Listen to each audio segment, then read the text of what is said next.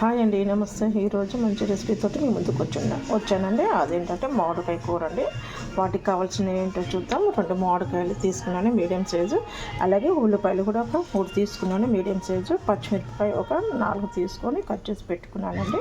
ఇది ఎలా చేద్దామో చూసేద్దాము, ఓకేనా. ముందుగా కడాయి అయితే పొయ్యి మీద పెట్టేసుకున్నాము, స్టవ్ వెలిగించేసుకుందామండి.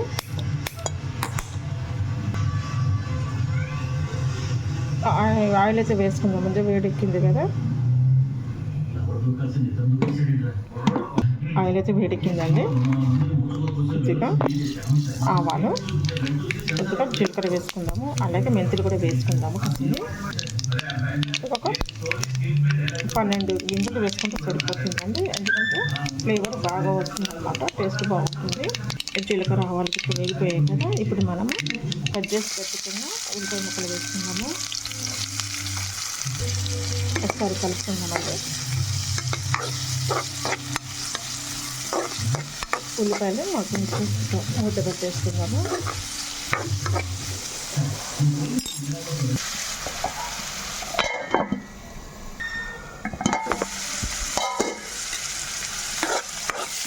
ఉల్లిపాయలు కొంచెం మగ్గే కదా. ఇప్పుడు మనం పచ్చిమిరపకాయలు వేసుకుంటాము. ఇవి కూడా మగ్గుంది కదా అనమాట. ఒక 2 నిమిషాలు మూత పెట్టేసుకుని త్వరగా మగ్గిపోతుంది కాబట్టి మూత పెట్టేసుకున్నాము. చూద్దామండి. ఇప్పుడు కొంచెం వెల్లుల్లి పేస్ట్ వేసుకుంటున్నాను. నేనైతే వెల్లుల్లి పేస్ట్ వేసుకుంటున్నాను. మీరైతే పచ్చగా దంచుకొని వేసుకోవచ్చు, లేదంటే వెల్లుల్లి పేస్ట్ చేసి ఇలాగ వేసుకోవచ్చు, కమ్మగా ఉంటుంది ఇలాగ వేస్తే. ఇది కొంచెం పచ్చివాసన పోయేదాకా వేసుకొని మామిడికాయ ముక్కలు వేసుకున్నాము.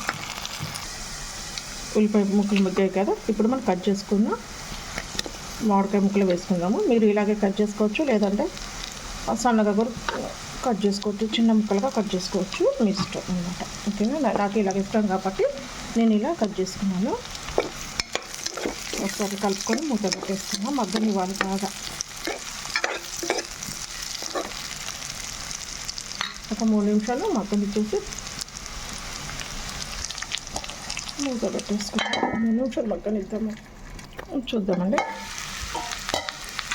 నేను ఇది కట్ చేసినట్టు ఇంకొకటి వేసేసుకున్నాను, చాలా బాగుంటుంది, అందుకే కొంచెం వేసాను అనమాట. ఇది కూడా చక్కగా మగ్గిపోయాయి కదా. ఇప్పుడు కొంచెం ఉప్పు, కారం, పసుపు వేసుకున్నాను. నేను రెండుగా 1 స్పూన్ వేసుకున్నాను. ఉప్పు అలాగే పసుపు కూడా వేసుకుంటున్నాను. అలాగే కారం కూడా వేసుకుందాము. కారం కూడా పడుతుందండి, పులుపు కూడా కొంచెం ఎక్కువగానే వేసుకుందాము. ఉప్పు కారాలు ఎవరి టేస్ట్ని బట్టి వాళ్ళు వేసుకోవాలి. అయితే 3 స్పూన్ల మీద కొద్దిగా వేసుకున్నాను. ఇప్పుడు అంతా ఒకసారి కలుపుకుందాము.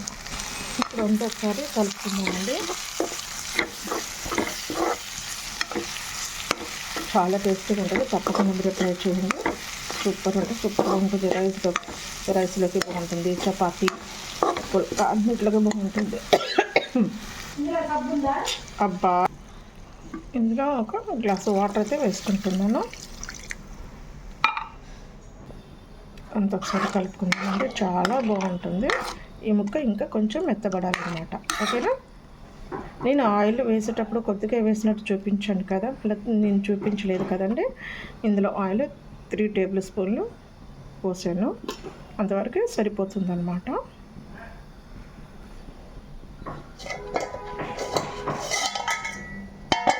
పెట్టేసుకుందాం, చూద్దామండి. ముక్క ఉడుకుతుంది, చక్కగా ఉడికిపోయిందండి. ఇంకా 2 నిమిషాలు ఉంచేద్దాం ఇలాగే, ఇంకా బాగా పూర్తిగా ఉడికిపోతుంది. అన్నంలో కలుపుకుంటే కరిగిపోవాలి, అలాగే ఉడికించుకోవాలన్నమాట మామిడికాయ ముక్కలు, ఓకే. ఇంకా 2 నిమిషాలు ఉడికించింది. మామిడికాయ పులుపు ఉంటుంది కదా. నేను 1 స్పూన్ బెల్లం వేసుకుంటున్నాను. ఒకసారి అంతా కలుపుకోవాలి. చక్కగా గట్టిగా అయ్యే వరకు ఉడికించుకోవాలన్నమాట.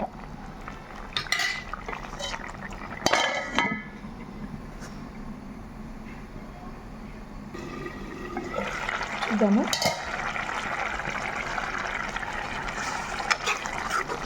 చికెన్ దగ్గరకు అయిపోయింది కదా, ఇప్పుడు మనం ఉప్పు చూసుకుందాము.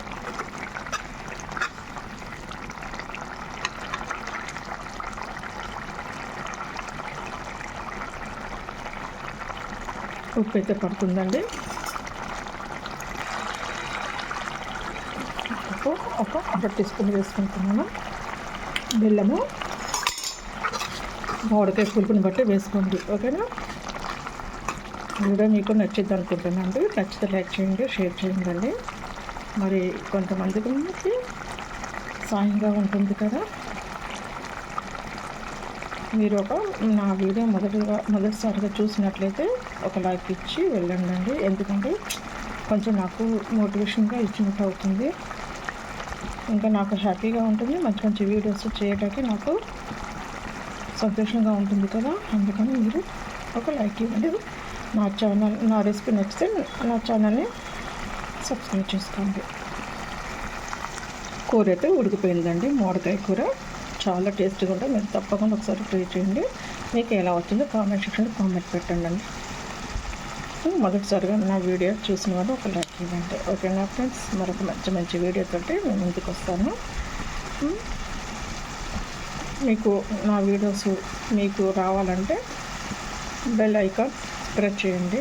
నేను పెట్టిన వెంటనే నోటిఫికేషన్ ద్వారా మీకు ముందుగా నా వీడియో మీకు వస్తుందన్నమాట. Okay friends, bye.